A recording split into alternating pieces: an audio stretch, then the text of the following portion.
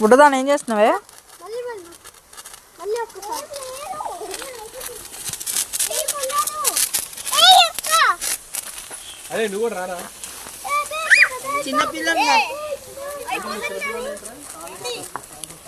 చెరుగడ్డ తింటున్న చింటూ.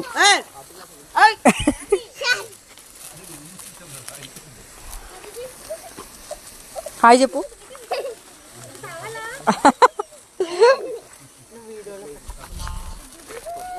ఇక బిట్టు ఏం చేస్తున్నావు రే? ఏం చేస్తున్నావురా?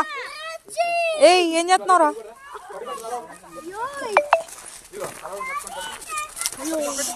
బాగా ఎంజాయ్ చేస్తున్నారండి వీళ్ళు.